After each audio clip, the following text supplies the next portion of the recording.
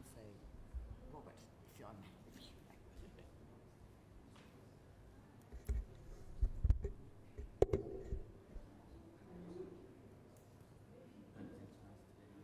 Okay. He keeps saying that. Yes, of course. Adam. Is Victoria here today? She's at work. She might watch later. I hope her boss is watching. Hi, beautiful. Say that to all the girls.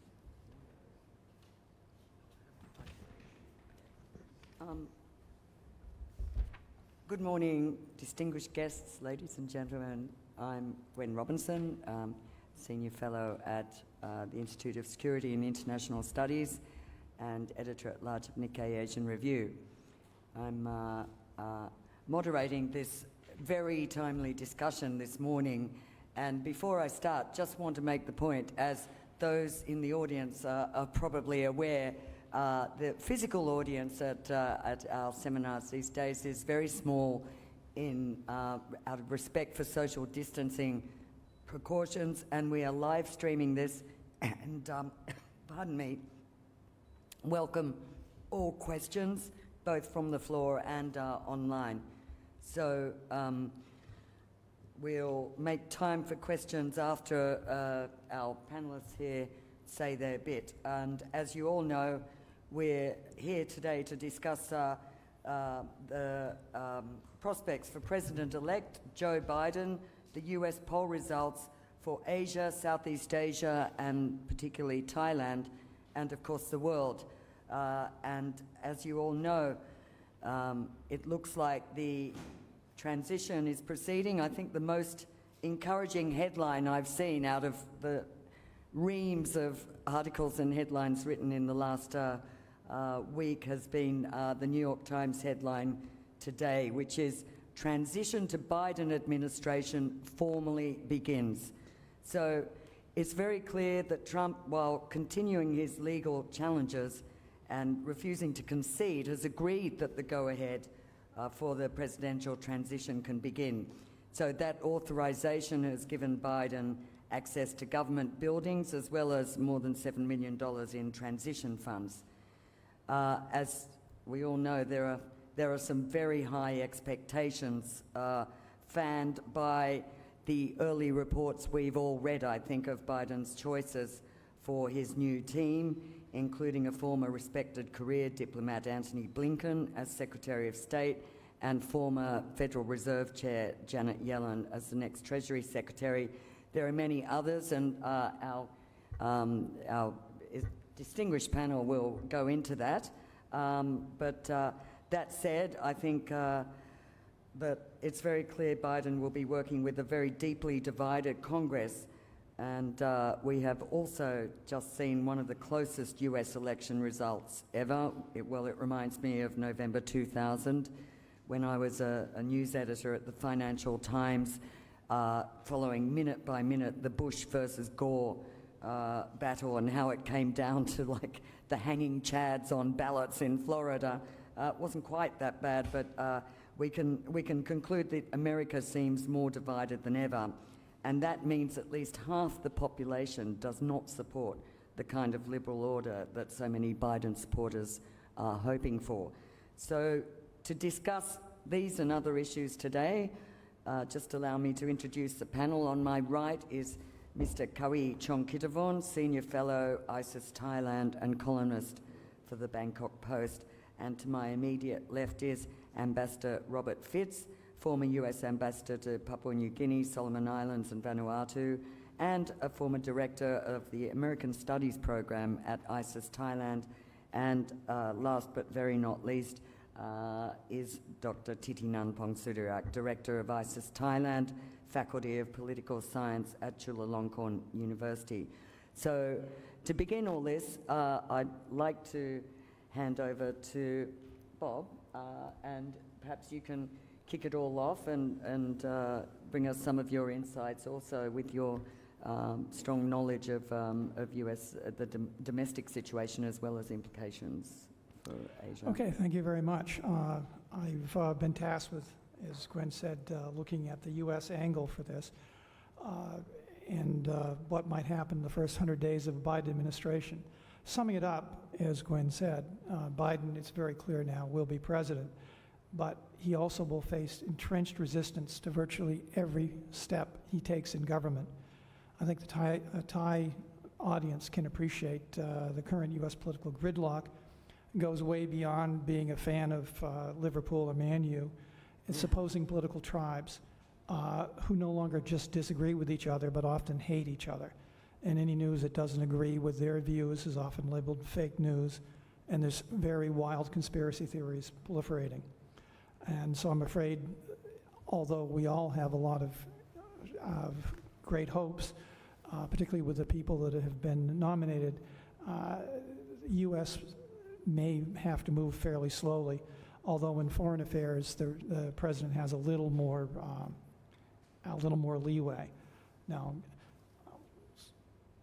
I'm trying to, how do I?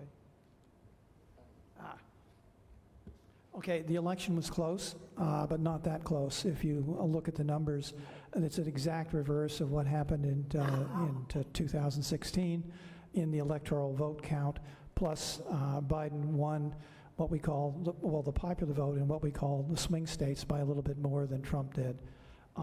It's perhaps worth remembering that Trump hailed his win as a historic landslide, but as you all know, has been resisting the verdict of the voters in 2016. Hillary Clinton conceded at 3 a.m. the night of the election and gave a speech the next day. Of course, Trump is still formally resisting, but to be fair to him, counting the mail-in ballots delayed the clarity in the election for 2 or 3 days. His attempts to deny and overturn the results are somewhat scattered. The election is scattershot, but I can put them into 3 categories: to overturn through the courts, including appeal to the Supreme Court, which now has a conservative majority, but this has failed at every step. The second one would be create enough chaos and confusion to allow local Republican leaders to invalidate the vote count, and under the U.S. system, the legislators could throw the electoral votes to Trump. He's been focusing on Pennsylvania, Wisconsin, Georgia, but in a major blow just yesterday, Michigan certified their vote for Biden, and if Biden can get enough certifications by December 8th, then everything's over. The strategy still in the Trump camp is to block certification in several states that have Republican legislatures, and then try to get those legislatures to overturn the vote. I don't think, and most observers don't think that will happen. The third, the third focus is to foster enough anger and resentment to solidify his supporters in opposition to Biden, give him a base to control the Republican Party, and to remain at the center of attention, which he loves. In that, I think he's almost certainly succeeded. And as Gwen said, the GSA has begun the transition process. So although he hasn't conceded, the steps are continuing.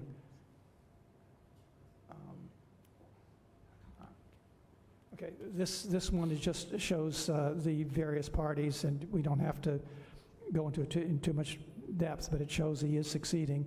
There's a growing Republican belief that the vote was unfair, and the latest polls say that over 50% of the Republicans believe that Trump actually won. At least that's what they tell the pollsters. So the road ahead is going to be fairly rough for Biden. And as an example of what's happening, Trump is whipping up the base. I used to be a registered Republican, so I receive a lot of these things. And as an example of what is actually going on, he's appealing in this ad for funds, donations to help him fund his legal fight against the election. But if you read the fine print, of the first $5,000 that anyone contributes, 60% goes to his personal political action committee to fund his future activities. 40% goes to pay off some of the debts from the current election. Only if you give more than $5,000 does a penny go to Rudy Giuliani and the other people who are creating chaos or trying to create chaos in the courts.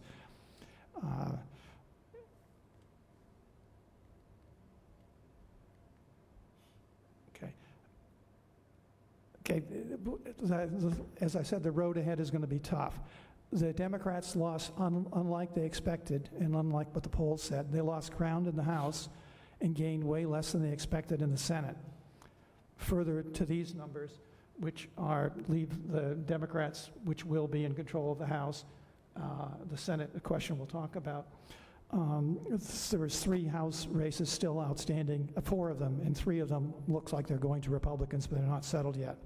More worrisome, as I have at the bottom of the slide, Democrats lost widely down the ballot. The Republicans now control 30 state legislatures, whereas the Democrats control only 19. And this is very important because of the census in 2020,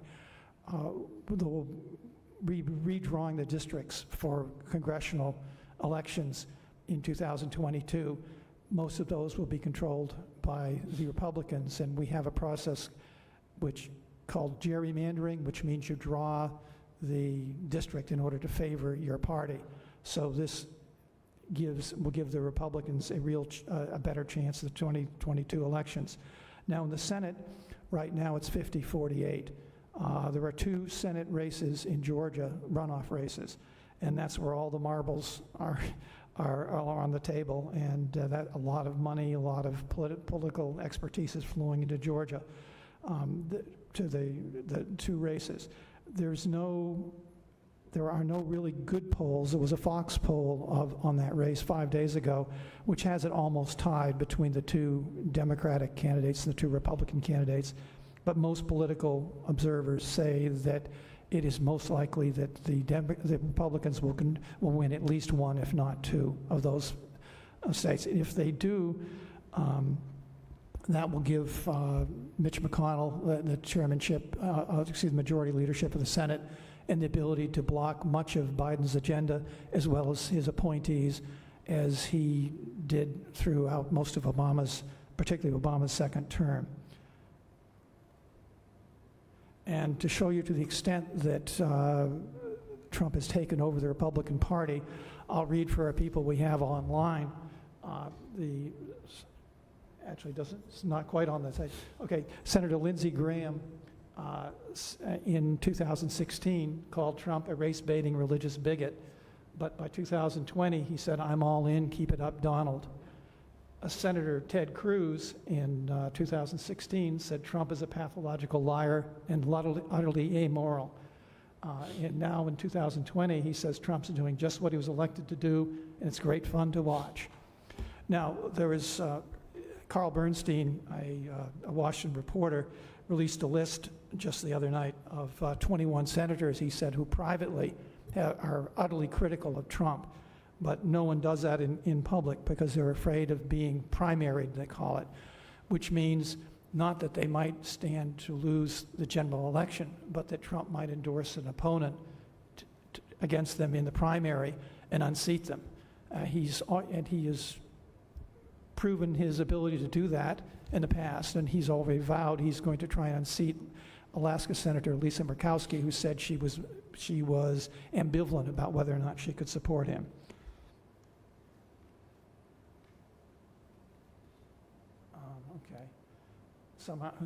Okay, this is where now going to get to the meat of the matter, his Biden's agenda.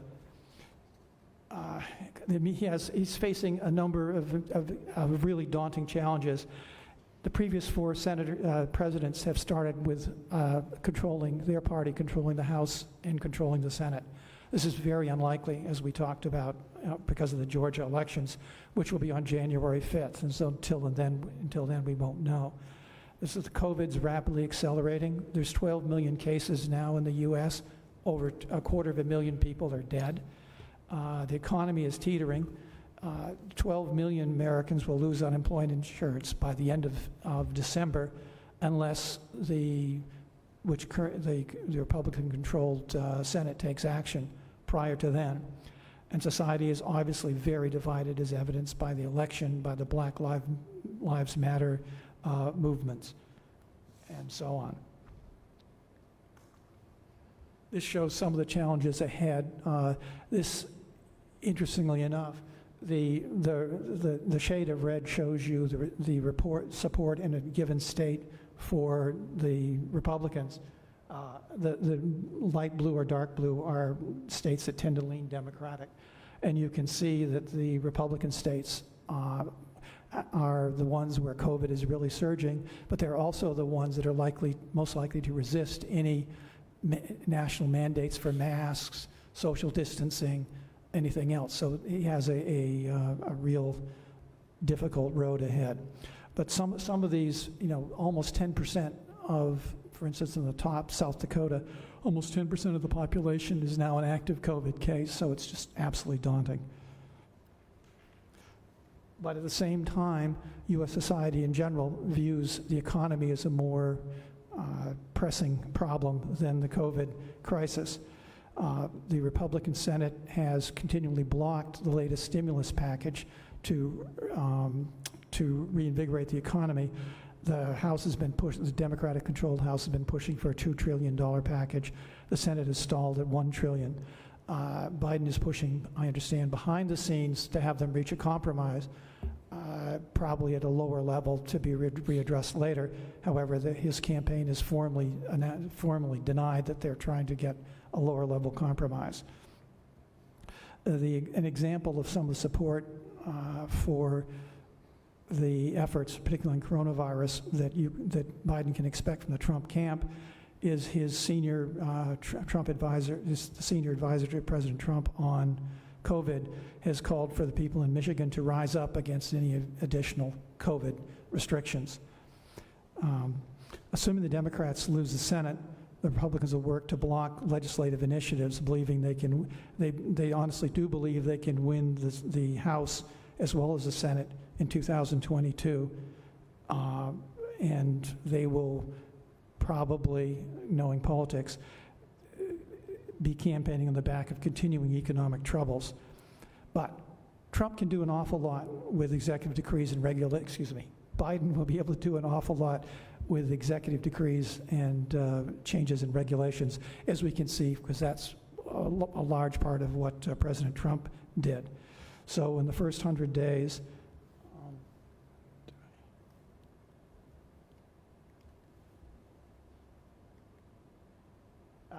okay, I'll just talk through the first 100 days, then we'll get to the appointments. He will be very active in foreign affairs, although there will be some restraint due to the domestic concerns on the economy, as well as the general U.S. support, both in the Trump segments, major segments of the Republican, as well as the left side of the lefts of the Democrats. But we expect him to re-engage with Iran in the Iranian nuclear agreement, restore funding to the WHO, to engage in the vaccine distribution planning, and to an immediate problem the last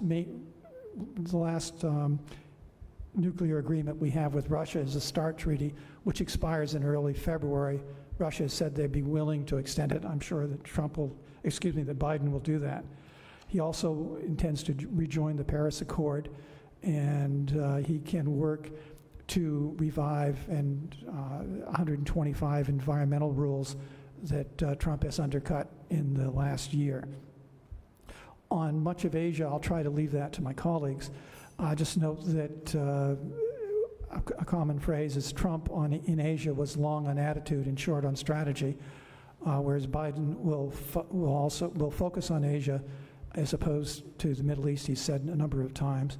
I would expect him to slow the tariff war with China, which he understands the tariffs are actually taxes paid by the American citizens, but he won't completely stop the tariffs that we currently have. He will use that as a leverage for other negotiations.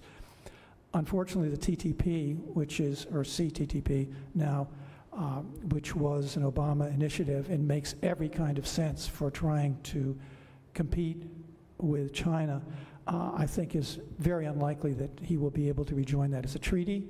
It would require ratification in the Senate, and that would be too high a political cost. There would be real resistance also on the left, from the left of the Democrat Party, because of their concern for jobs and human rights. His early, as I said, his early domestic agenda will obviously include the economy, as well as expanding or reviving immigration and healthcare, which he'll try to expand access to the Affordable Care Act, because 20 million people have lost their coverage over the last year. Now, I was busy on the computer because a number of names have been coming out. Earlier, he named many of his White House staffers, but now the names are in the press. Formal announcements haven't been made, but the ones we're pretty certain are the Anthony Blinken, as Gwen said, will be Secretary of State. He's a longtime aide and a diplomat. He's very much an internationalist, which is opposed to how Trump approached the world. The choice of Blinken, who is a longtime Biden supporter, confirms Biden's belief in alliances. Blinken is very much an internationalist. He's given a number of speeches, and the theme of the speech is the U.S. can't solve the problems alone. He's a specialist on the Middle East, but has written extensively on China, Japan, and Korea. He's hawkish, a bit hawkish on Russia, but showing a bend toward strategy. He's been talking about the benefits of relieving Russia's reliance on China. So I guess in the last thing that this and the other appointments show, that Biden believes in appointing insiders rather than outsiders, as Trump often did, which would disrupt the government. National Security Advisor Jake Sullivan, again, a longtime Biden associate, and another internationalist, good friends with Blinken. Climate czar, very interesting, that just came out last night. John Kerry, obvious heavyweight, heavily invested in the Paris Treaty, and it shows that that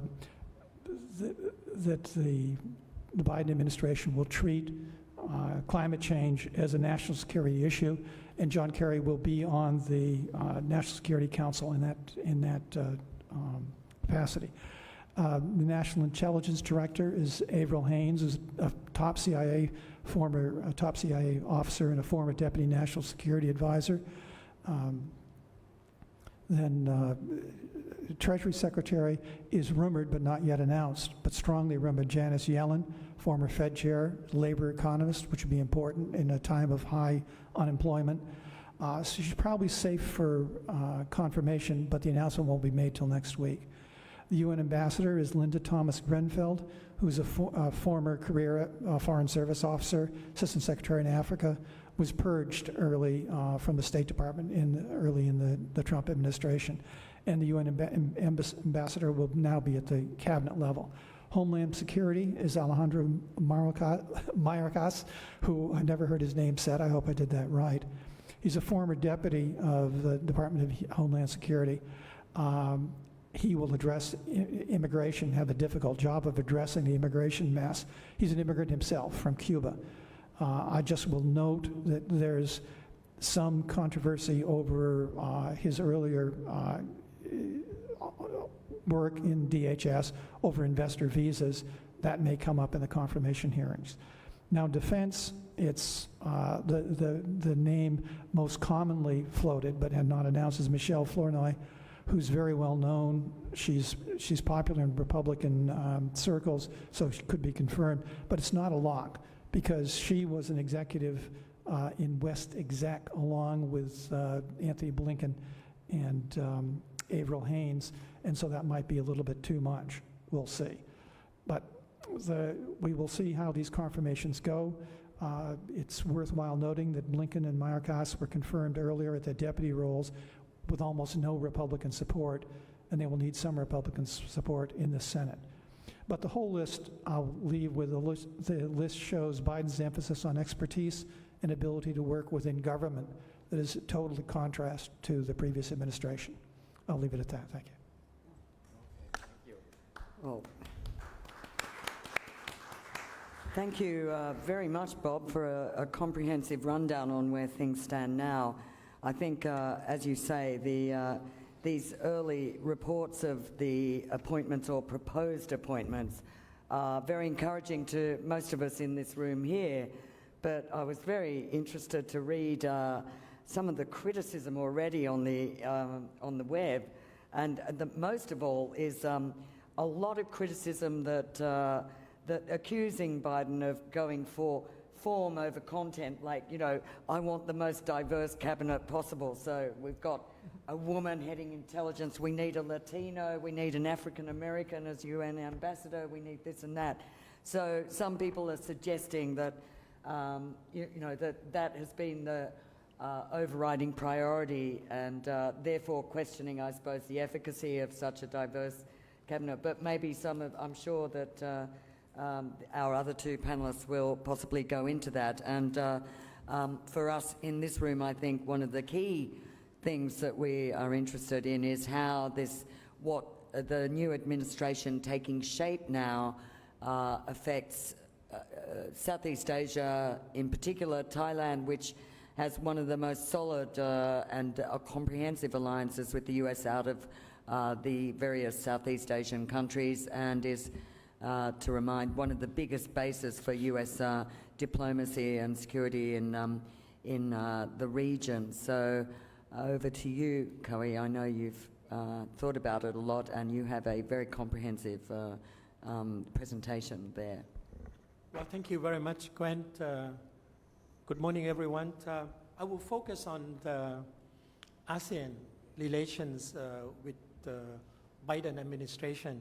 And I think with Biden's won the election, all Southeast Asian countries, particularly, ASEAN as a whole, really happy in the sense that you have Biden, which will conduct a policy like a normal America that go for international cooperation, America that will go for networking, cooperation, coalitions of willings with friends and allies.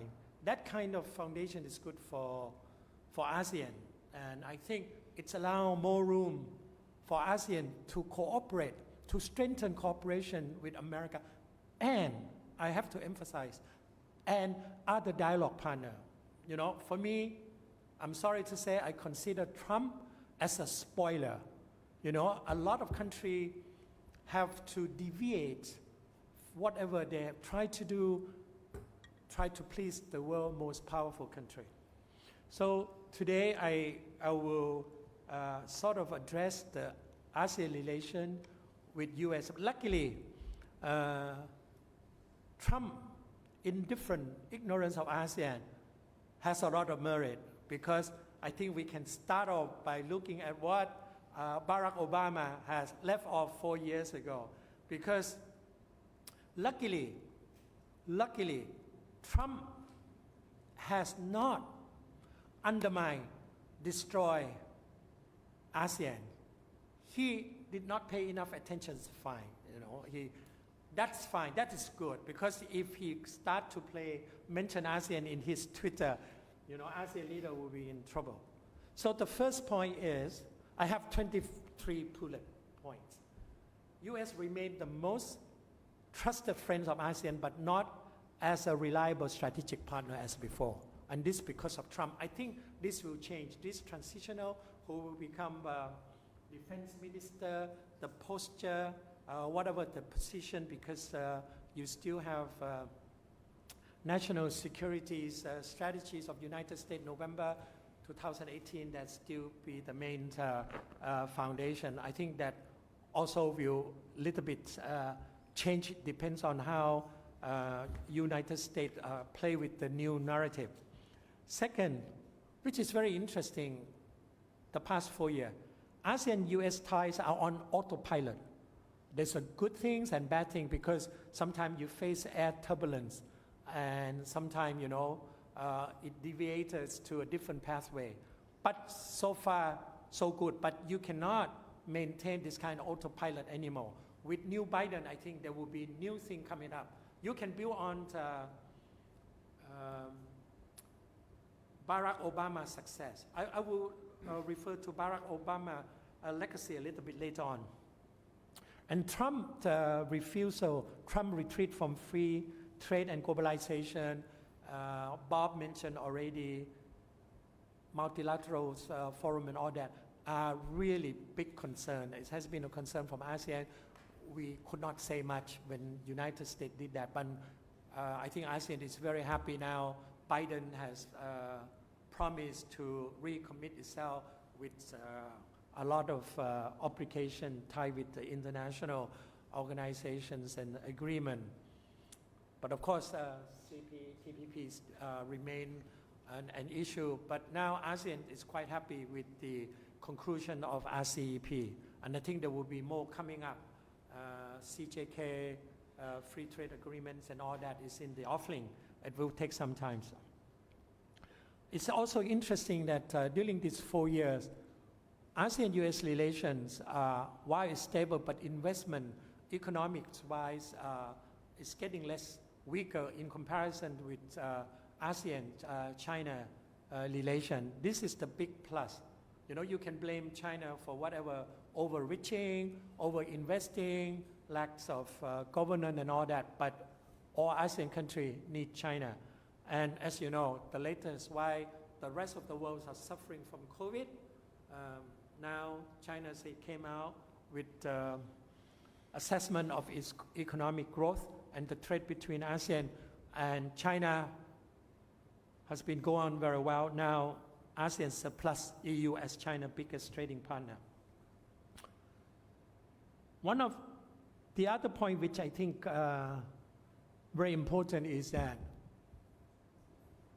why ASEAN as a group will not choose sides. I think everybody think about choosing sides.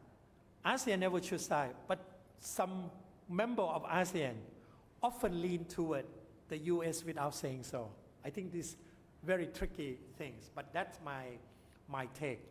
And a lot of people, they lean toward United States without saying so, but they don't want to choose side.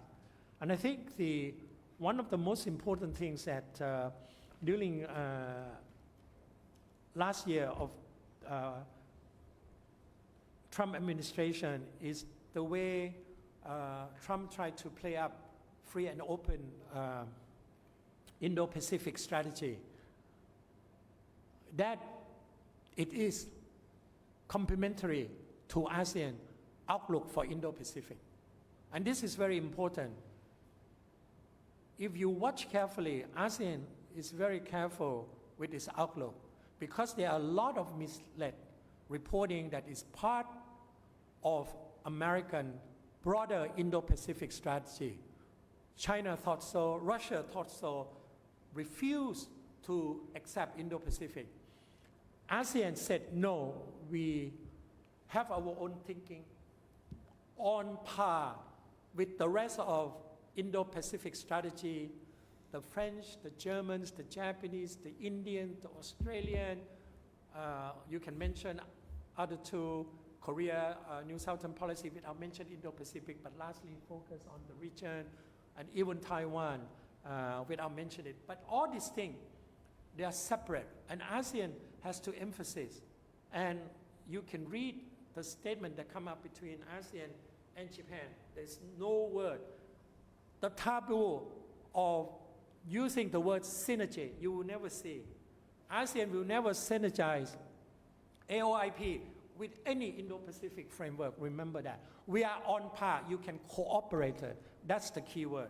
And I think this is a very important point. Otherwise, a lot of people think that ASEAN is just an extension, AOIP is an extension of FOIP. It is not. Next, this often said, during the Trump administration, very interesting is that ASEAN member every day have to come out with statistics saying, hey, listen, ASEAN matters to America, don't do that to us, don't attack us using transactional sections, attack us on trades and all that, as you can see with Vietnam, with Thailand, because we enjoy trade surplus and all that. But ASEAN matters, and I can give you some figure. This is not mine, it came from East-West Center, very well-known research in 2017 that has been cited all over the world. There's just 6 major points, just want to highlight. ASEAN, of course, will be the world's 4th largest economy by the year 2050. Everybody knows all the economic forecasts say that. And ASEAN matters to America because they're 6th largest importer of US agricultural goods after China and Japan.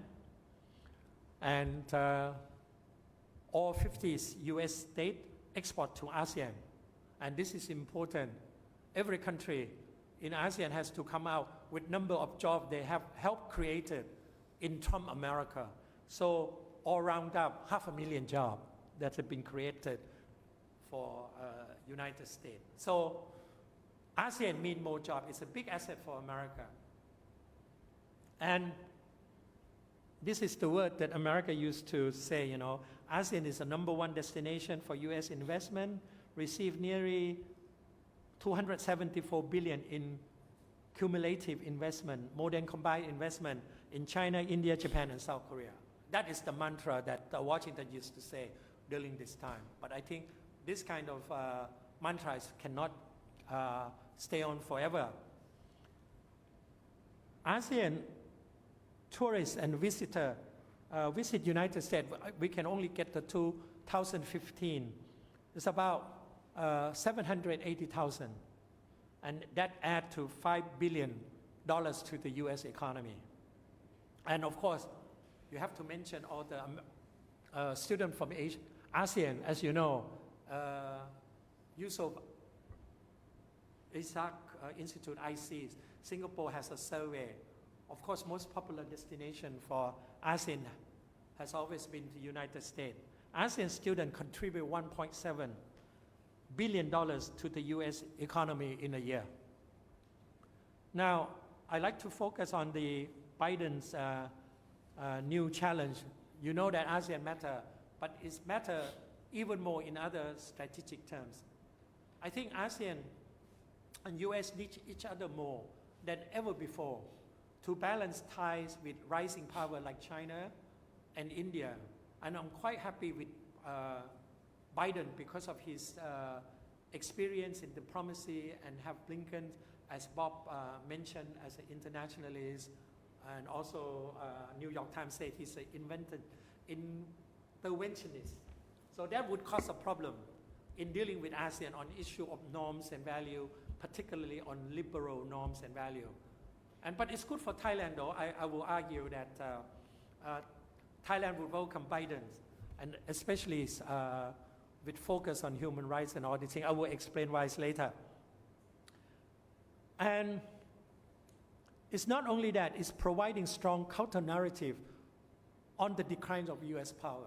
So ASEAN is very important engagement with the United States and vice versa. And United States need ASEAN to emphasize on regional and international rule-based order.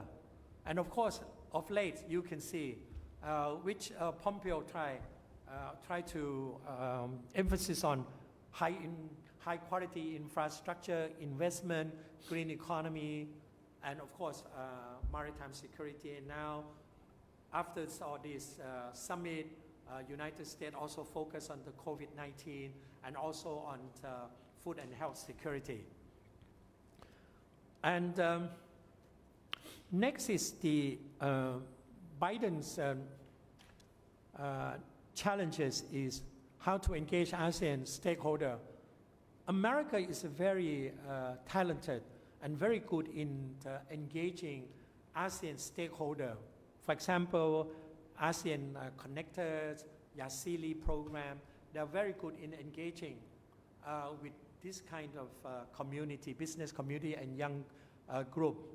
But as I said, Biden is very strong. He's really passionate with engagement with civil society organization. And I think that is good, engagement with civil society. But it could be a problem with ASEAN. And each country engagement with civil society in ASEAN are very problematic for United States. For Trump ignored it. But with Biden, I think it will be an issue, particularly in Thailand, in Cambodia, in some of the countries that much more open. Certain countries will have no problem because it was a closed society. Newspaper didn't write about it, you know. I don't want to go to detail, but suffices to say that's very important. And I think it's also very important that now Biden will attend ASEAN related summit. I think he will not fail. It's very important, that kind of commitment. And I believe that if it was unfortunate that Trump postponed without any contingency plans the Las Vegas meeting scheduled in March, the summit. Without that, all the whole US policy toward ASEAN collapsed. Because at that summit, the scheduled meeting was to highlight a lot of stuff that was planned that will boost the ASEAN-US relation to the highest level on Mekong, US partnership, on bilaterals and all that, but it did not happen. And being Trump, he completely forgotten everything, including the last minute ASEAN summit. He could have spent 10 minutes, you know, even pre-recorded, and he refused to do so.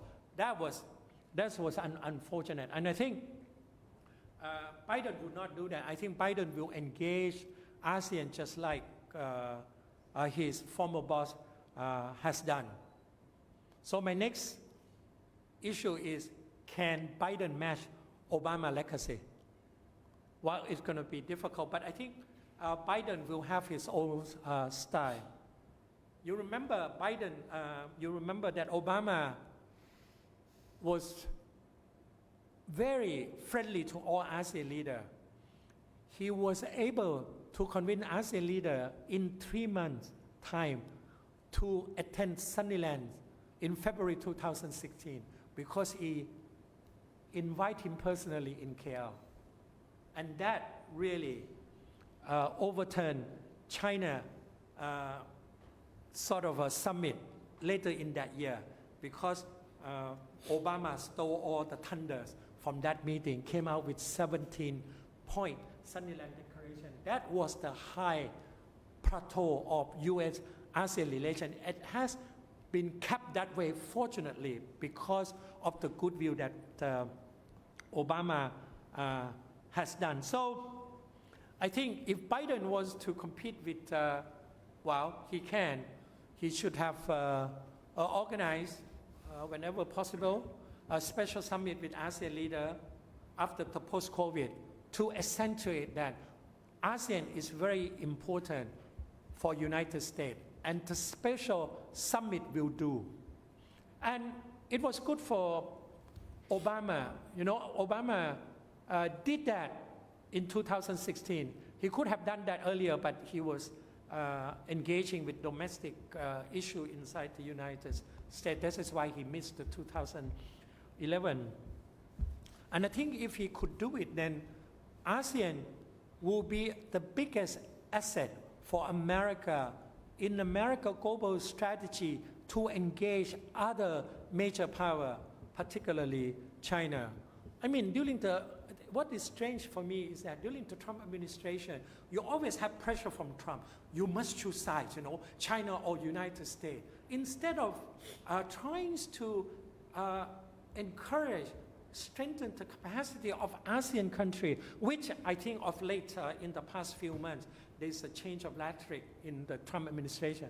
Instead of strengthen ASEAN member capacity, you know, in governance, in investment, in overall, so that we can be less dependent on China. America pressure on bilateral, pressure on trades and on transactional, without considering this kind of try to promote capacity of the weaker ASEAN nation instead of pressure them to choose sides, so that they can become less dependent on China or other country. So have to be the major, I think, major drive in the Biden administration. I think this is, for me, I like to emphasize this. And one of the most amazing during Obama, which very few people mention, Obama was the prime mover of young people of ASEAN. That was the most amazing. He held town hall meeting, even Laotian leaders. Vietnamese leaders never hold town hall meeting with their own people. But he asked for permission, he get it. The most amazing was in Luang Prabang, in Laos. He did it. And most important thing for America, of Obama, of ASEAN, is that Obama won the heart of young Southeast Asian students. Now the member is more than 70 under Yasili and widespreading. That's the most popular. Even the Japanese spent 34 years on the Southeast Asian youthship program, could never attend that. So this is the most amazing part. So Biden will keep that. And actually, lucky for Trump, he did not touch on Yasili. And it was one of the most popular programs. And I think America should continue to do that. Finally, how can you help make ASEAN and US-Thai great again? The most important is to attend ASEAN meeting. It sounds silly, to travel across the world, a lot of hours, but it's important. Remember, Chinese leader never miss any summit meeting. Last count is like 24 summit meetings. Xi Jinping and Li Keqiang. And Biden, I think Biden can establish rapport, personal rapport with ASEAN leader. That's very important. That's very important. That will pay out in certain things. Obama did very well. Otherwise, the Sunderland will never occur. So, not only that, I think United States has to pay attention in all ASEAN-led mechanism. Now, given the situation in unpredictable strategic landscape, I think ASEAN, as benign as disease, with all kinds of condescending views about ASEAN, ASEAN is much needed. Trust me, ASEAN is going to be an important factor, a bridge builder, regardless whatever people criticize ASEAN for, even some ideas to kick out some of the small countries. I don't think that would happen. Small countries strengthen ASEAN as well. The other point is Biden must strengthen security commitment, both traditional and non-traditional. Particularly, I think in one area that America has not yet done very much is that on cyber security. Because of the online digital economy, I think United States has to increase this area. Another area which the Thai has benefit from is on the health security. A lot of people didn't know that Thailand has benefit a lot from United States assistance over the disease research. In fact, there are more than 400 staff, CDC. And actually, Anthony Fauci is very well known in Thailand. He recognized Thailand's excellence of public health system. Thailand awarded him 2013 Mahidol medal, which the Thai media did not pay attention. He was the one who held Thailand's public health security. So this aspect, I think, will be strengthened. Researching on HIV, researching on malaria, and a lot of things are going on thanks to United States assistance. Thailand has been able to overcome a lot of things that related to disease prevention. These kind of things are seldom mentioned, and I think it's good. And I will not go on because there are a lot of fine points, but I think I raised some of the major points for you to ask questions. And finally, I think Biden will have much closer relation with ASEAN. And with that closer relation with ASEAN, ASEAN will be able to play the role of bridge builder with China, with Japan, with Korea. Already, you see RCEP, I'm so happy because Japan now is less constrained, now it's freer. Korea will now improve relation with Japan, and then China will visit, Xi Jinping will visit Japan, Nikkei Secretary General will facilitate that. So everything is like a little bit loosening up. So that is good. This kind of atmosphere is ideal for ASEAN. I think ASEAN value, relevance will increase, contrary to all this criticism of ASEAN that we have no spine, no position. ASEAN will have position. ASEAN is alive and kicking, as I say, softly, but with effectiveness. Thank you very much. Well, thanks, Cowie. I think we all in this room hope you're right. And I'm sure you made many good points, and I know Titinan, you will elaborate on some of those. I'd just like to say, though, that there are two views to any kind of notion of increased importance of ASEAN in the US view, which would be perhaps as a bridge builder, but also possibly to increase pressure to choose sides for ASEAN, because if ASEAN becomes more important in the US view under Biden, then surely the pressure will increase for them to lean more towards the US. And on that front, and on your mention of free and open Indo-Pacific, I was just reading about Biden's early calls with leaders around the world, and he's working very steadily through. The latest, I think, was with New Zealand leader Jacinda Ardern, where, they had a call, I think, overnight.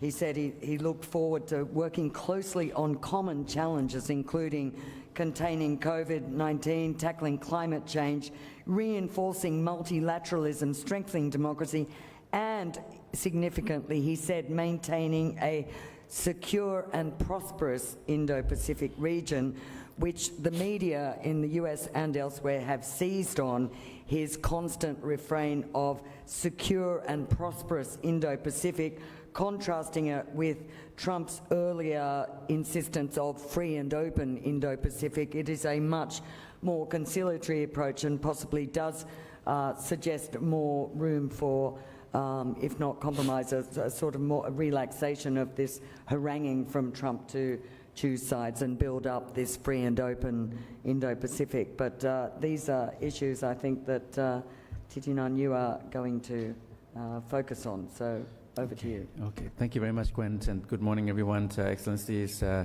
colleagues, friends, and my fellow panelists. Thank you very much for all your remarks. I really enjoy listening to them. I'll just have 3 points.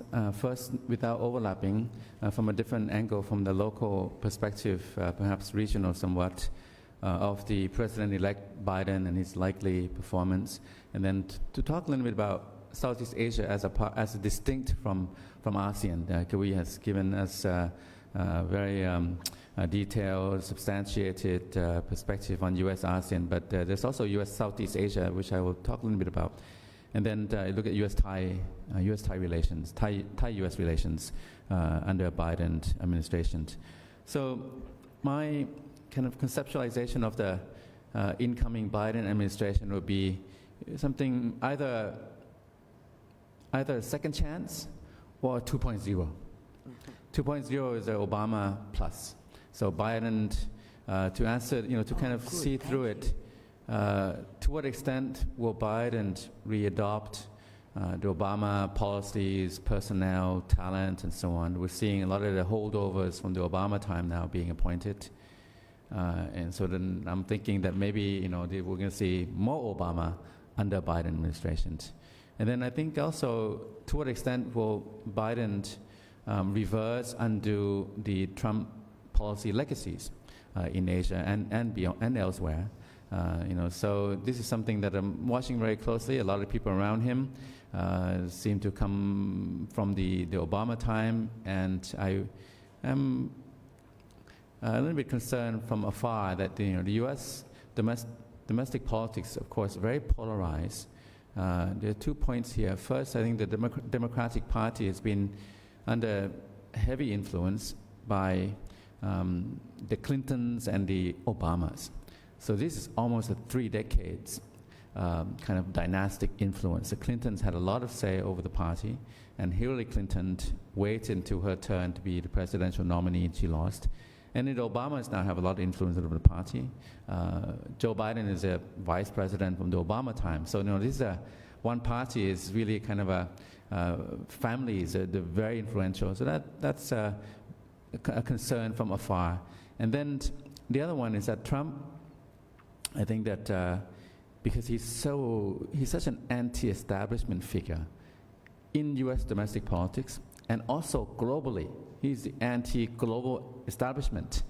So we don't like him. I mean, I'm part of the global establishment. I'm an academic. I go, I write these things. I'm in favor of progressive ideas, a liberal international order. Trump is not for the liberal international order. And therefore, we have a bit of a bias against Trump. There's a built-in bias among the establishments in the U.S. and also globally. Having said that, I think Trump is quite a phenomenon, and still is a phenomenon. A lot of people voted for him. He reportedly earned, more than 70 million votes, and that's very high. I think a lot of the polarization in the U.S. is very visceral. People who hate him a lot. People who support him a lot. Luckily, it's not my country. I have a different kind of polarization in my own country. But from afar, you look at Trump. If he didn't have the COVID challenge, and if he handled COVID in a smarter way, could have won the election. And the results, still compared to the poll numbers that we saw before the election, this was a close race. He lost, 306 in the Electoral College, hands down lost in Electoral College. But in the overall picture, from the poll numbers we had, there was one poll that went, Biden was up 17 points. I mean, all these polls said he was going to win handily, but we had to kind of wait days after the election to really see the final vote count.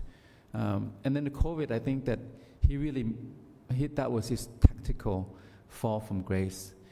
Had he treated COVID more seriously, wore masks and say, hey, this is a crisis we have to deal with, because a lot of Republicans suffered from COVID-19. These are downtrodden Republicans in the Trump base. And because he downplayed it, he marginalized it, he ignored it, he almost kind of denied it, I think a lot of the Republicans who would have voted for him maybe didn't vote for him. And then on the flip side, if you go back and look at the campaign, Biden didn't have much of a platform. It became COVID. Trump handed the COVID-19 to Biden. So from afar, I have to say, as a first point, that the U.S. looks socially, politically unwell, and being so unwell, it is unreliable. Unreliable because we've seen reversals, we've seen back and forth, we've seen thesis, antithesis, and then kind of action-reaction.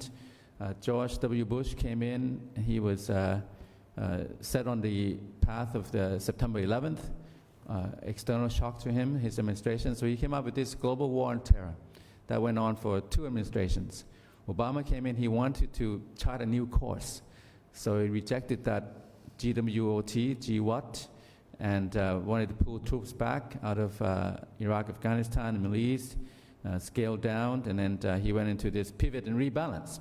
Very different than George W. Bush. The pivot rebalance, shifting to the Pacific. Obama became the first Pacific president, and he had all these policy projections and so on, and posture and directions. That was Obama for 2 administrations, 8 years. And then Trump came in, charted a new course, almost just on the other side, the opposite, which is that, the liberal international order is gone, and he kind of faced up to it. So this is something that from afar is a little bit unreliable if Biden is going to go back to being kind of anti-Trump, or will he chart a new course like Obama? And then we think Biden probably a one-term president. He doesn't have, his advanced age. He might not come to all the ASEAN meetings the way Obama did. Obama was supposed the most frequently attended U.S. president. And as a one-term president, what do we expect after that? 4 more years of this, and then if the Republican Party recaptures the White House, then another kind of reversal. So this is the back and forth action-reaction from U.S. administrations in Asia here. We feel that maybe, I think that there's a reliability issue, apart from the credibility and the loss of prestige from being very polarized. So the next point I want to talk about is a little bit about U.S., Southeast Asia, apart from just ASEAN. And here, I'll say something very politically incorrect and nearly sacrilegious. Much of Asia, excluding China, may well miss, probably will miss President Donald J. Trump and his policy in Asia. Now, you look at the election, interestingly, Vietnamese and the Filipinos, a lot of them wanted Trump to win. And for all his blustery and his temper, bad mouthing, the tweeting and everything, he is just a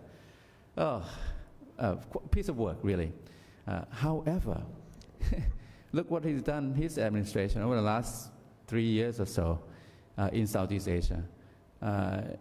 Unlike Obama, and Obama, with the rebalance and with the eloquent speeches, he was a fancy footwork, very articulate speaker, and he had the values and the kind of worldview that we would share, and that is to make the world a better place, right? For Trump, is to make America great again. But along the way, in Southeast Asia, he put a stop to the China expansionist claims. Obama, with all the fancy footwork and eloquence, China took over the South China Sea.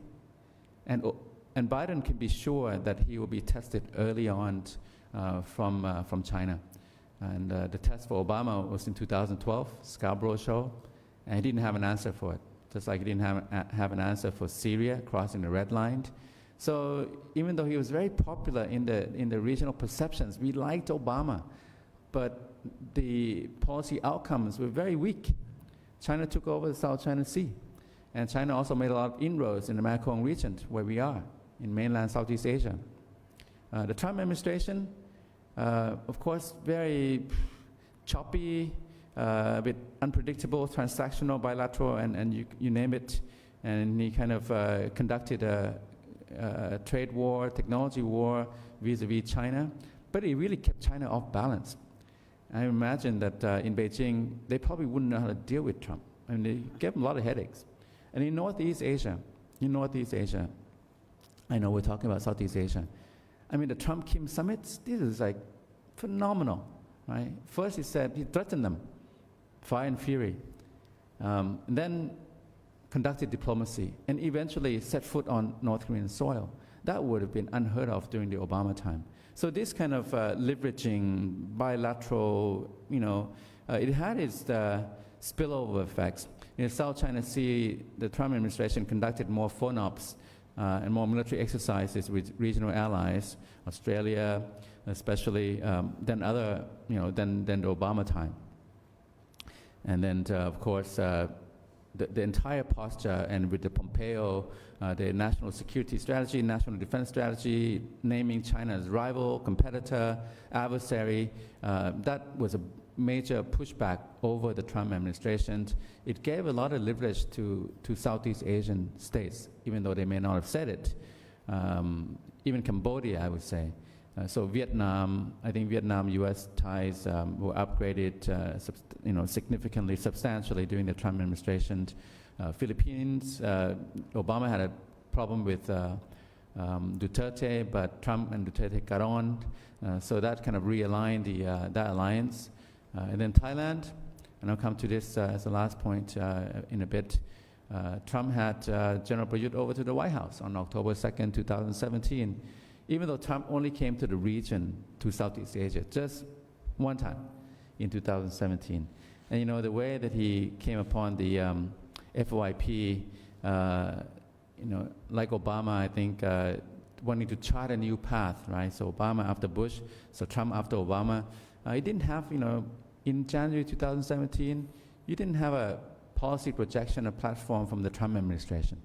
But suddenly he came to to Vietnam and the Philippines, and he started talking about a free and open Indo-Pacific, you know, and then it became codified in national security, national defense strategy, and then it became the whole government approach and geostrategy of the U.S., free and open Indo-Pacific. So from the GWAT to the Rebalance to the FOIP, we will see what the Biden administration comes up with. But I think for Southeast Asia, there will be issues of China will be, you know, front and center, how Biden deals with China, and China, as I said, will test, and China will, it's almost a dependent variable. You know, we kind of know how China is going to deal, what China is going to do.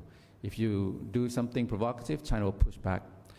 China will test. If you have some big announcement, like the Rebalance, China will do something. And then they'll see what your answer is. Obama didn't have an answer. Trump had an answer. Trade war, technology war, pretty much a non-military war. So that gave some space for the regional governments to deal with China. On human rights and democracy in elections, Trump, I never heard Trump talk about elections and democracy and human rights, fundamental freedoms. Obama did a lot, and I suspect Biden will do at least some. And this will be consequential for the regional governments. Philippines, war on drugs, human rights violations, some will say Thailand, rights and freedoms, and even Myanmar on Rohingya.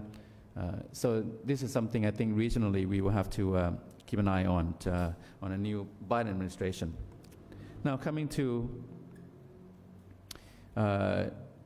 U.S.-Thai, Thai-U.S. relations. So I think we will see more, as Bob said, you know, this move towards a global leadership, you know, so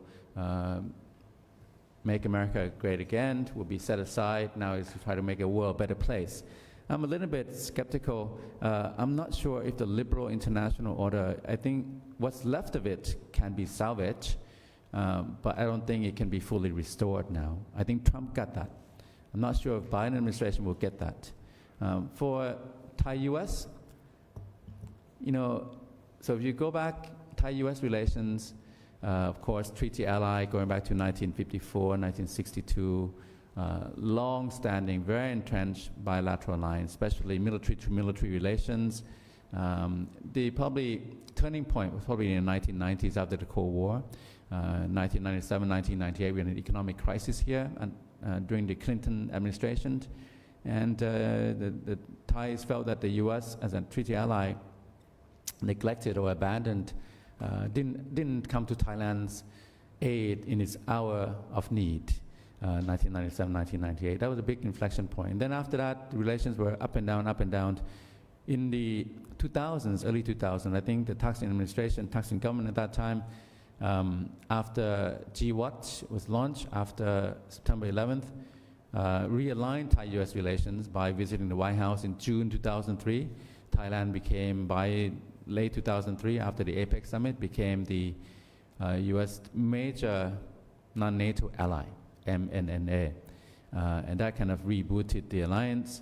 And then the alliance went through a rocky period domestically in Thailand because we had these protests, very polarized, 2005, 2006. At that time, the U.S. government was very lenient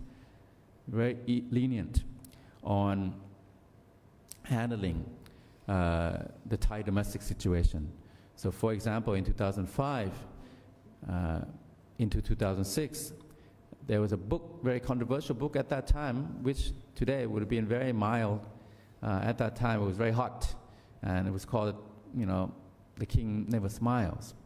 And I can recount a personal anecdote that the U.S. envoy in Bangkok did a lot to ensure that the book was not distributed, did not come out, was not sold, prior to June 2006, when His Majesty the late King celebrated 60 years on the throne.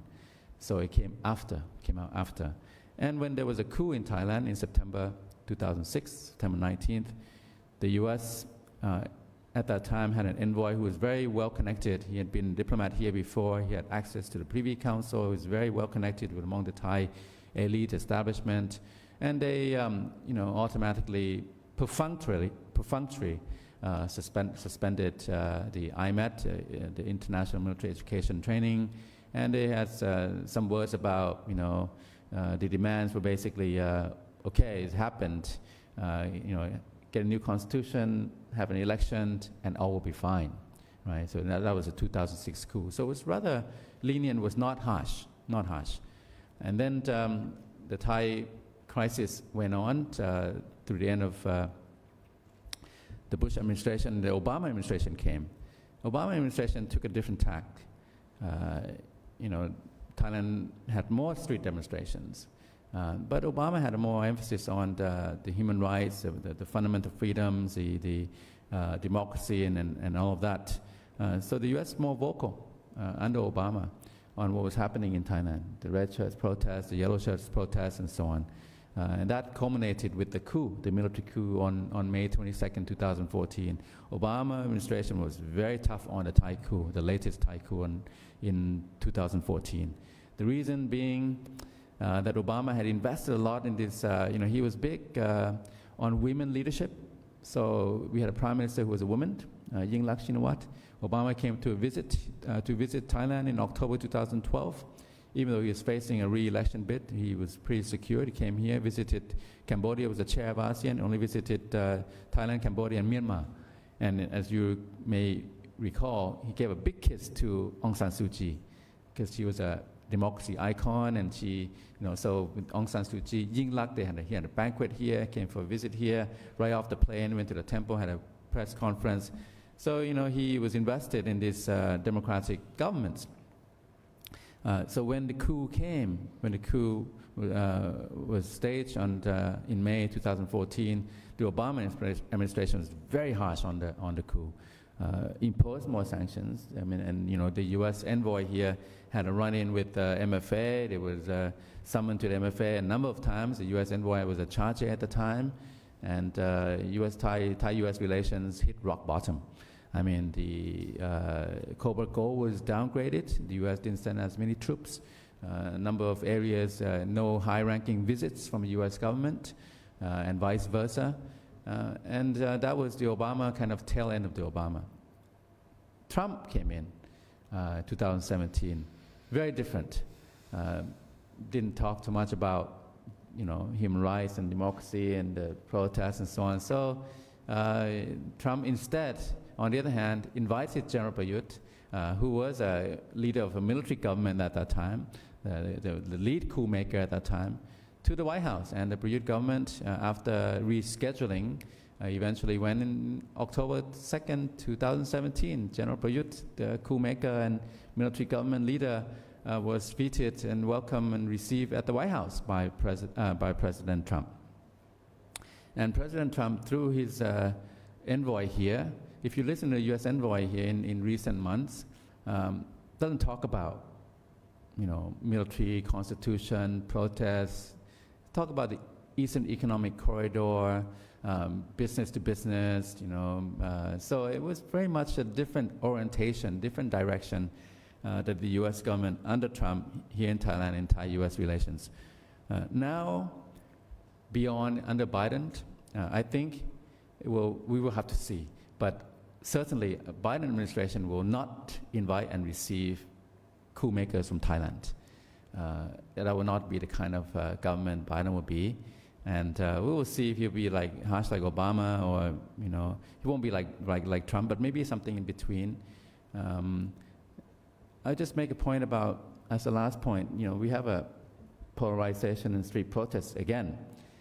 We've had the different rounds, and 05, 06, 08, 09, 10, 13, 14, and now 2020 going to 2021 in a new way, this time led by younger people, younger protesters, a lot of them are students and so on. And they're protesting against, directly against for the first time, the monarchy. So I think the Biden administration will have some very new issues to deal with in Thai-US relations. And royalties in Thailand have been well received in China, in Europe, but don't have as much of a relationship with the United States. Going back, there were some relationships, but His Majesty, Her Majesty now, princesses haven't spent that much time in the U.S. except Princess Pacharakitiyapha did a law degree study at Cornell. But other than that, there are 4 alienated, estranged, and disowned sons of, well, I don't know, they would be called princes still or not, but of His Majesty residing in the U.S. So that's the royalties that we have in the U.S. These days. Thai-U.S. relations under Biden will be different than under Trump. I don't know how much Biden will be more like Obama, but certainly we hope, I think in the region and in Thailand, that Biden will be a kind of a synthesis of Obama and Trump. Not too much of Obama and not completely anti-Trump, right? So that he would still stand up to China. And this is a very key, I think the chief concern to me is the posture and dealings with China. If he can stand up with China, against China, and at the same time standing up for elections, the democracy, and rights and fundamental freedoms that the U.S. is most known for, there could be a kind of a halfway point, an amalgamation that if Biden can strike that balance, that may be his best approach, best way forward in the region, and that's what I think the region and certainly Thailand would be hoping for, looking forward to.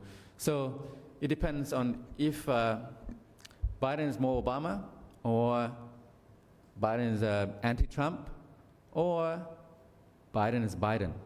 So Biden's Biden is probably what we would like to see. Thank you very much. Thanks very much, Dr. Titinan. Lots of thoughts there, and I think though striking the balance would be probably the most difficult thing in the world at the moment, particularly in this polarized atmosphere.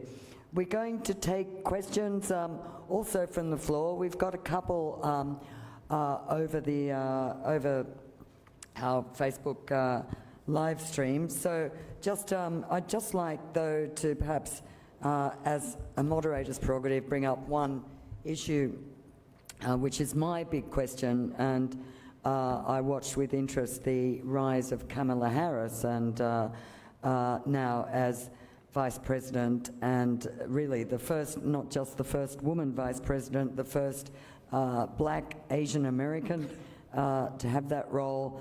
The other thing to remind, Biden just did turn 78 the other day, actually November 20th. So he seems in reasonable health, but one cannot really discount the possibility that at that age, and very fragile in a country that's racking up nearly 250,000 new COVID cases a day, you know, this is there's quite a possibility that at some point Kamala Harris could come much more to the fore and much more pivotal, and a lot in her background suggests extreme ambition, very ambitious, very smart, and with some real convictions and principles, including some very liberal attitudes, but as well some conservative ones. So I wonder, perhaps Bob, as you've been looking very closely at some of these appointments and the whole lay of the land in America, you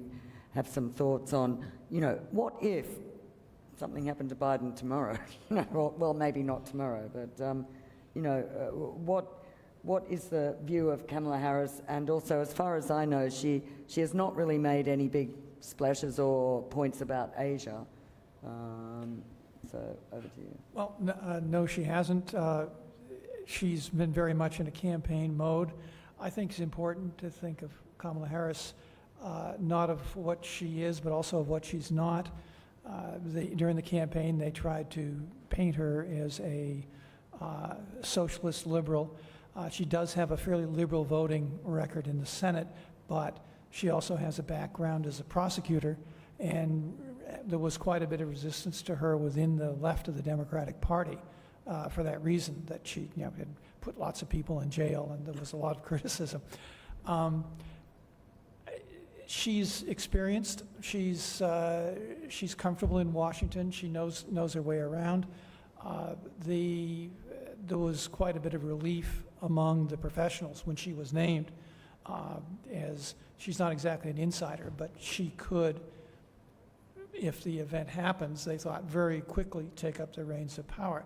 Now, something a little interesting, it's off the wall, but I have some friends in Democratic politics, and they were looking already, this is what politicians do, looking at 2024, which they assume Kamala will be a major contender for the Democratic nomination because Joe Biden won't be able to carry on, that the Republicans might end up putting up Nikki Haley, which would be amazing. Nikki Haley is Indian American. She was governor of South Carolina. She's very closely aligned with Trump. She was his a fairly effective ambassador to the UN. She resigned from that, but didn't pull away from Trump, so therefore retains his good graces, assuming he may well announce, as a way of keeping his oar in the water, that he's going to be a candidate in 2024. I'm not sure that will eventuate. So it would be fairly interesting if we had a presidential contest in 2024 between two Asian Americans. Women. That's very interesting. We should have another panel about this in 3 years' time or 3.5 years' time. Folks, you heard it here first. No. All right. Well, if there are any questions from the floor, please come up and feel free to ask. But meanwhile, we have two questions that have been asked from Burin Kantabucha, and they both concern Biden's, they both broadly relate to security. The first is, to what extent is President Biden likely to reverse or slow down President Trump's pullout from leadership in Asia, such as his withdrawing America from the TPP, and accelerating the American pullout from Afghanistan? And the second one deals with that American pullout from Afghanistan. What can or will America under Biden do to help Afghan women keep to help Afghan women keep improving their long-term status in society? So that is possibly more, we might see that might be an opening for Kamala Harris as well. But if any of you, perhaps Jay, you're looking like you might have something to say about that. Bob, yes? I can speak fairly confidently about what Biden wants to do. What he's actually going to be able to accomplish, I'm not sure, particularly on the Afghanistan question. The chat within his close advisory circle is that the Obama shift transition to Asia, shift toward Asia, was a good point, but it didn't have enough substance. They're serious about resuming a leading role in Asia. Blinken has written a number of articles on China, Korea, particularly mentioning the U.S. has traditionally played a mediating role between Korea and Japan, which wasn't done under Trump, but that is very, very necessary. So they are talking very seriously about having an important role, a heavy role in Asia. But as I said earlier, I don't think for political reasons in the U.S. they'll be able to resurrect a U.S. membership in the TTP. On Afghanistan, they very much would want to continue with a gradual drawdown. They see Asia as what should be the U.S. foreign policy focus as opposed to the Middle East. But drawing down in Afghanistan requires negotiations with the Taliban. They've frustrated everyone that tried to negotiate with them in the past. And to what extent you put whatever we can do for the rights of Afghan women, which would be very important to Biden, but there's a limit to what you can do if you're also withdrawing. I know what they will want to do, but how you get a resolution in Afghanistan while withdrawing U.S. troops, how you get an agreement from the Taliban that will be worth anything, I'm frankly unsure. Right. So are you saying, though, that we're unlikely to see a big shift in the way the US is currently playing the negotiations over Afghanistan under the Trump administration? I think that Biden would like to continue gradual withdrawal with some type of assurance of a reasonable regime within Afghanistan. Whether that's achievable or not, I don't know. Right. I know that Blinken speaks very passionately about what under the Obama administration, how we were not able to avoid the tragedies in Syria, and he sees that as a major, major failure. But what you do to stop that in Afghanistan, I'm unsure. Right. Yeah. Well, very difficult for an incoming US president to have as his first foreign policy development. Probably he'll be the one having brought back the Taliban into power in Afghanistan, and it seems unavoidable at this point. But anyway, if any thoughts? No? No? Well, actually, we do welcome questions from the floor.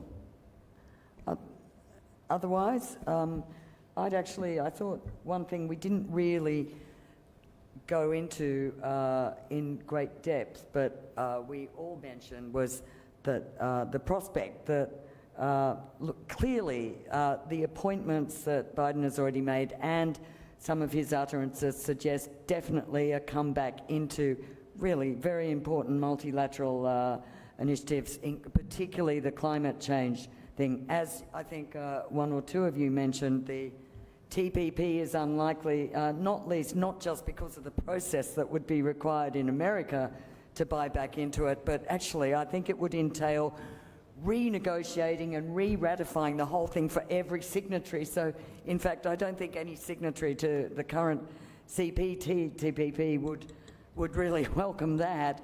And RCEP has been a done deal, but what is the scope on the trade front, the scope for manoeuvre for a Biden administration to re-engage America in a more multilateral approach? And separately, what are the likelihoods and the practical considerations for buying back into, for example, the climate change, Paris Accord, etc.? I think that the temptation for the Biden administration will be to reverse or undo what Trump has done, the Trump legacy, and so you can see that the U.S. Remember when Obama came in, and they had a big kind of declaration that the U.S. is back. Yeah, U.S. is back. This time, I think that there seems to be an emphasis early on that multilateralism is back. Multilateralism is back. How that manifests, we will see, but I think the U.S. now does not have a multilateral trade economic strategy because they pulled out from TPP, which has turned into CPTPP. That was a big blow to U.S. interest, but also I think credibility. But it has its own dynamics and its own logic. I mean, Trump was reshoring, and he had a very different worldview on what the U.S. sources of economic growth and dynamism should be. But I think U.S. will be tempted to. They don't have. The rebalance went very well with the TPP, but now they may be tempted to do bilateral FTAs, short of CPTPP, and then they're also excluded from RCEP. So in Washington, I would imagine they would be very concerned about being left out of Asia, of the growth and development and dynamism in Asia because they're not in RCEP and they pulled out of CPTPP. So bilateral FTAs would be something they may consider. I wouldn't be surprised. And then to come up with a new platform would be very ambitious. And to re-enter CPTPP would be laborious, be very difficult, problematic because of all the technicalities on the trade front, but also on the law legally as well. So the U.S. is a bit caught out there. I think CPTPP, RCEP, in terms of the broader geostrategy, and I'm sure we will hear within the first year, certainly maybe even within the first 3 months, 6 months, of what it will be. From pivot rebalance to FOIP, GWAT, pivot rebalance, FOIP. I hope that the Indo-Pacific frame will be maintained. I do think that there'll be some continuities. I think the position vis-a-vis China across the two parties in the U.S. is there's a consensus that they're not going to go easy on China. There'll be a lot of friction, tension on both sides. So Biden will not be easy going on China. But yeah, I mean, for the Biden power projection posture, they will have to calibrate something that has gone from before. So from rebalance to FOIP, what kind of continuities, what kind of changes? I see in mainland Southeast Asia, there's a major continuity. From Obama, they had this Lower Mekong initiative. Trump did not turn back on that. He built on it, Trump administration. It became the Mekong-US partnership. And this is, I think, very important for mainland Southeast Asia and the Mekong space, together with Japan, South Korea, Australia. A lot of it becoming a multilateral arena, and then with China in mind. In the South China Sea, it will be interesting to see what kind of continuities. Certainly, FONOPs we'll see. We will also have to wait and see what kind of tests, the testing of the resolve, and the testing of the plans that China will come up with. So Biden announces something, China will test that, and that will determine the dynamics in the South China Sea. Broadly speaking, I think that the continuity and change is really the key here. If it's all change and no continuity, it will be very disruptive. If it's a lot of continuity, no change, then there's no point in having a Biden administration. Yeah, well, that's another whole discussion. But I just wondered, Kawi, because you've been big on this whole concept of ASEAN as a bridge, that could play a more bridging role. But as Jay rightly pointed out, the options for the US, if it wants to re-engage in the international trade arena, are really a series of bilateral free trade agreements, which surely would undermine or not fit very well in the new, particularly now RCEP has been concluded and about to launch, CPTPP. Surely the free trade agreements on a bilateral basis would undermine, in some ways, a multilateral framework for ASEAN. Anyway. Actually, it has the opposite impact because before RCEP became what it is today, it's individuals FTA that ASEAN has made. So put together, it become RCEP. I think Biden's administration will engage with ASEAN in all dimensions. Of course, trade is a little bit difficult, as Dr. Thitinan has mentioned. But I think the relations, ASEAN and US are very, what you call, diverse, and you have a lot of areas to work on. And I'm sure under Biden's relation with ASEAN will be much more what you call strengthened and deepened. You mentioned South China Sea. I think South China Sea will become less tension. I think Biden administration will become firm, but the way he engages China will be not confrontational and use Twitter, the kind of rhetoric you see, and he will be much more diplomatic. When America become more diplomatic and observe international rule in such a way, it gives us confidence in engaging with each other, with major power. And I think under Biden, ASEAN will have a very stronger and broader role to play in bringing in all the major parties. Not like the last East Asia Summit. I think the next East Asia Summit in Brunei, in Seri Begawan, will be one of the most important, where you can see all active participants engaging in strategic matters. That's how I look at it. People always belittle ASEAN, that a lot of talk, no action.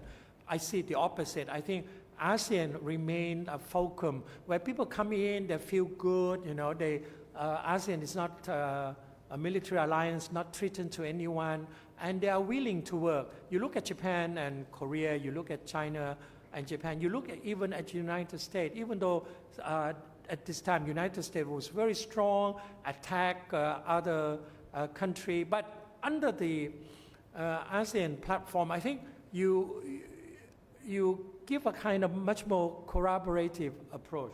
So I think ASEAN will become more important under Biden, no matter what. I'm really optimistic, and I think given Anthony Blinken, he will give emphasis to international cooperation. But there is one problem. If Biden stress on the liberal norms and values, it will become problematic. I don't think Biden will ignore this issue like the way Trump has done. But I think he will put pressure on countries like Thailand. I mentioned this, Thailand actually one of the most, open to international NGO. We have a total of 74 international NGO. The most vocal Human Rights Watch, Amnesty International, you name it, it's all located in Thailand. Thailand is very tolerant. But if you press further, given what the atmosphere now, it could be problematic, because now the Thai government has some kind of second thought about the presence of the international NGO, the way they carry out the funding, and what was the outcome, the allegations of conspiracy and all these things. If Biden approached Southeast Asia strictly on the liberal sort of norm, it will cause problems. But I would say that in case of Thailand, would be a very good example. I personally believe that Thailand is a member of liberal democracy, but we failed since 1973. Now we try to catch up. We took exam, we lost the credit. Now we took exam on IUU. EU said, oh, you passed because you follow rule. We took the exam on trip report. You passed. We have a lot of examination on civil rights and all these things, water cannon and whatnot, civil liberty and all that. We still have a lot of exam. But we are liberal, but we fail, okay? We are now trying to catch up. So make no mistake, we are a very imperfect society as a member of the so-called, failed liberal democracy. We have a lot of things to do. And Biden has to work with Thailand, because Thailand is in the middle of all this. ASEAN is the miniature of the global political system. You have all kinds of political systems. So Thailand is in the middle. People say we are not democratic. It's not. We are not free. We are not. We have dictatorial regime. We have. So we are in the middle. We are SUV. We encompass everything and anything. So Biden, I am sure, as an ally of United States, one important point, the first country to recognize, first Asian country to recognize America almost 200 years ago. So these are basic things that America must use Thailand as a platform, because Thailand is in center of Southeast Asia, Indo-Pacific, and engagement with United States from now on will be very deep and rational. And I don't think Obama time dealing with Thailand was rational at all, very emotional, because there are a lot of expectation, Thailand must be good, you accept all that, too much expectation. And now there will be more realistic engagement with Thailand, realistic one. I think that's my take. Thank you very much. Now, I think we have a question from the Australian Ambassador, Alan McKinnon. Is that okay? Can you hear me? Sorry, yeah. Right. Yes. Jay, you gave us a very neat short history of the interaction of the United States presidents in the last sequence of them with Thailand, the Clinton years, the Obama courting of the government in support of a female prime minister, through to the reaction when with the coup, but Prayut going to the White House in 2017. And I just wonder, much of the comment we've heard today is about how the and this is a natural perspective, how the United States might act in relation to this part of the world. We've looked at a government here that's been here for some time, and you've got a Prime Minister that's quite experienced. You've got a Deputy Prime Minister in charge of Foreign Affairs who was an ambassador in the United States. The new head of the foreign ministries just come back from the United States. In a way, if you're ever going to have a Thai foreign policy establishment that was qualified and skilled to interact with the United States establishment, it would be this one from Prime Minister down. And I guess my question is, what sort of capacity do you see within the Thai system to actually think strategically, to engage? How will they bring all the threads together of the preeminence of ASEAN and the growing importance of ASEAN that Kun Kawi's laid out very well, and including how they may tweak or adjust or think about their domestic policies in dealing with political opposition, given that they'll be interested in how the United States reacts to them this time? Excellent question. Thank you. Yeah. Thank you, Ambassador Alan. So the short answer is that Thailand is not short of talent. So as you mentioned, Ambassador, back from Washington, I think the core, the inner sanctum of the Ministry of Foreign Affairs and the Thai diplomats generally, they are well trained. They know what they're doing, and in fact, if you leave it to them as foreign affairs policy professionals, Thailand can do a lot. We have good people at the MFA.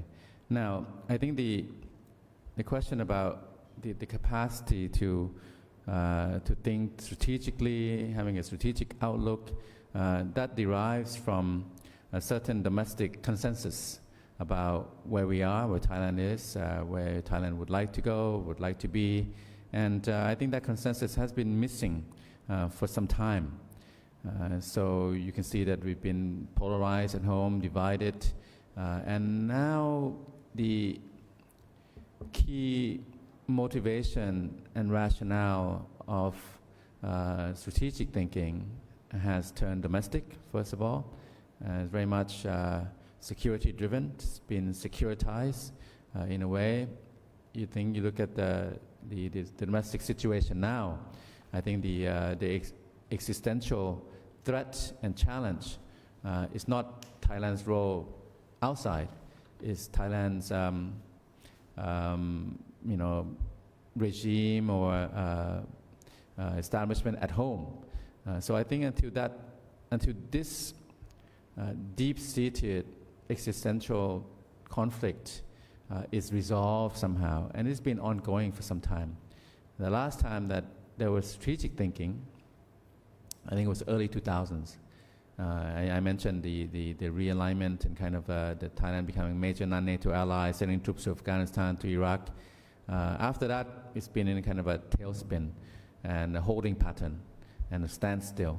Yes, there have been movements at the margins, but in terms of projecting Thailand at that time in the early 2000s, was trying to become a regional center of gravity with a Asian landmass scheme, Asia Cooperation Dialogue, with ACMEX in mainland Southeast Asia, the Ayeyarwady Chao Phraya Mekong Economic Cooperation Strategy, and then bilateral FTAs, and so since then it's been fits and starts, and been really up and down, just because the domestic situation, flip-flops. I mean, the pendulum has been swinging one way back and one way back, and the pendulum is still swinging.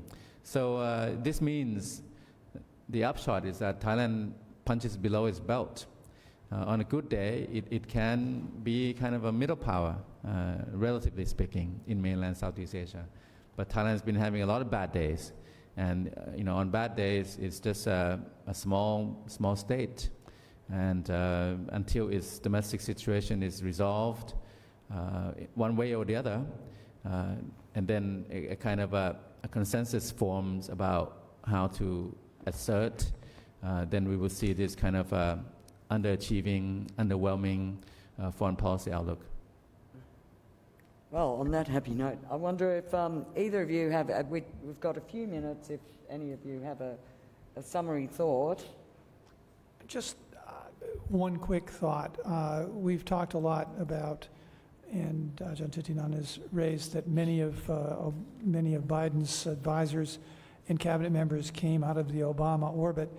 But I think it's a mistake to think of them as Obama 2.0 because the center of thought in Washington has changed, particularly vis-a-vis Asia, particularly vis-a-vis China.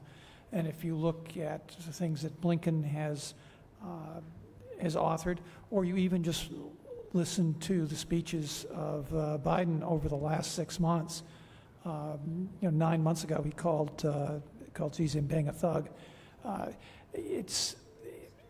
They are taking a very, very different look at Asia than the Obama did. There's no longer the kind of general optimism. They're talking resources. In specifics, Biden has talked about removing U.S. dependence on resources from China for our technology. I wouldn't think that he would continue with the Huawei bans. He certainly will continue with the freedom of passage exercises and so on. So I don't think it will be Obama 2.0. It will be different. So second Well, chance. Second chance, yeah. Well, I think that that's a very, very strong thought to end on. So with that, I'd really like to thank our excellent panelists and the audience. Thank you very much. Also online for watching us.